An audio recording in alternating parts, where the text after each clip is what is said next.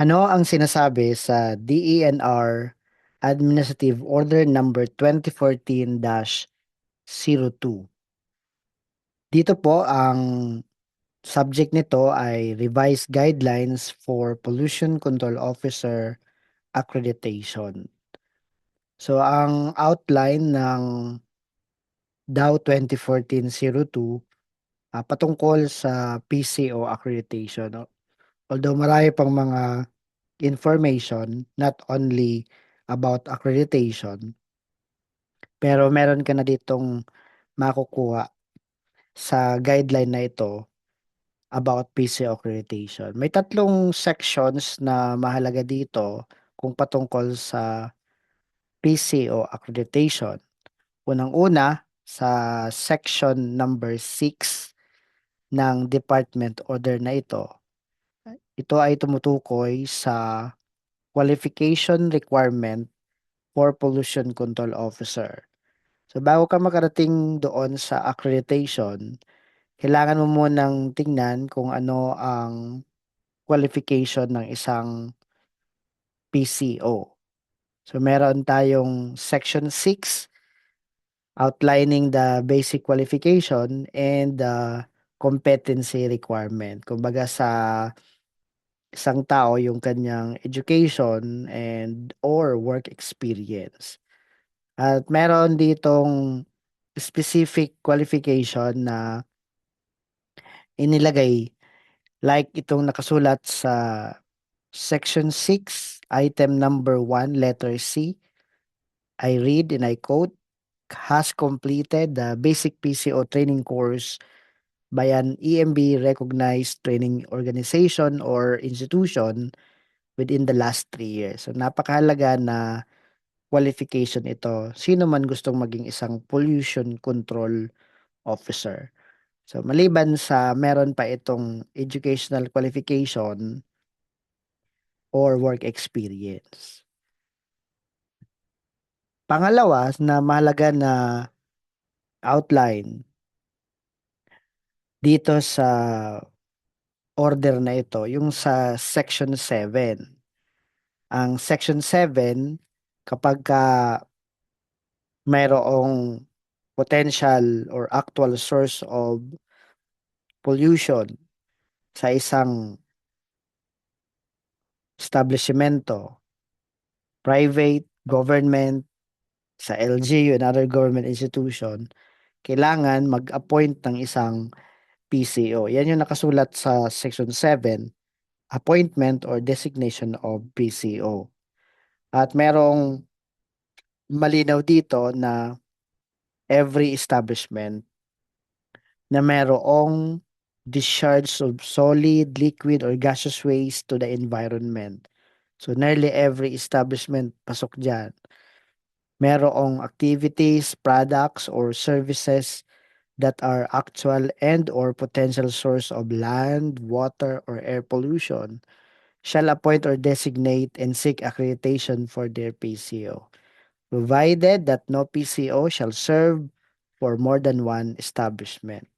So dito sa Section 7, nearly every establishment kailangan ng PCO. Nearly.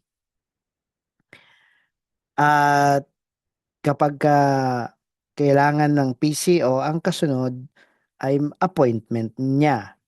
Appointment nung PCO. At ang kasunod ay accreditation. At yan yung nakasulat sa Section 8. Ang Section 8 patungkol na mismo sa accreditation ng PCO. So yung inappoint na PCO shall apply for accreditation. Technically, ang sinasabihan dito, the managing head of the establishment shall apply for the accreditation of their appointed or designated PCO. So, isisiguruhin lamang na yung nag-appoint ay ang kasunod ay ang kanyang accreditation.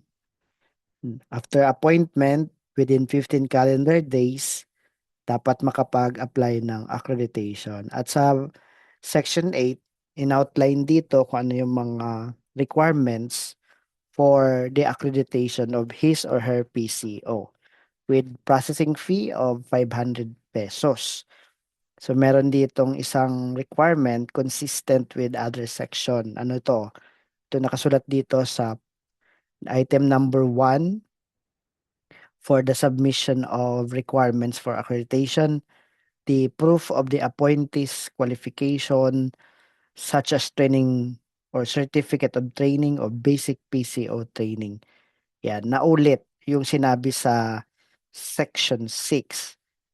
Sabi dito sa section 6, for the basic qualification of PCO has completed the basic PCO training course. So doon sa section 8 para magkaroon ng accreditation, ipipresent yung proof of appointee's qualification such as certificate of training o basic PCO training. So yung ating DAO 2014-02 tumutukoy sa accreditation of pollution control officer at na-discuss natin yung qualification in section 6, appointment in section 7, and then section 8, accreditation of PCO. At meron nakatago ditong isang item na dapat mapansin. Sabi dito, I read and I quote, for the managing head of establishments, 8 hours training on environmental management covering the basic environmental laws, rules and regulations, and the duties and responsibilities of the PCO. At sino tong managing head na ito? Kung pupuntahan ang section 4, sabi dito, by definition, the managing head, the highest executive officer of the establishment. In example, president, general manager, factory or plant manager, managing director, managing partner, chief executive officer, or local chief executive. So, sinasabihan sa section 8 na sila din ay kailangan mag-attend ng 8-hour training on environmental management.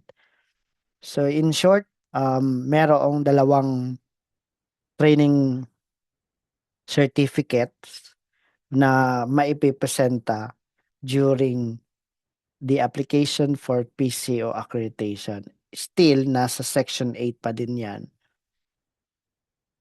which is to complete the training requirement of section 8 accreditation of PCO, the certificate of training of basic PCO training, and then 8 hours training for the managing head. I hope you have learned something on the salient points selected provision ng DAO 2014-02 or the revised guidelines for PCO accreditation. So if you want to attend the basic PCO training hosted by JP Environment Consultancy Services, contact 0998-543-5466 or email us at jpex.training@gmail.com. You can also see that in our description. Thank you very much for time listening and God bless us all.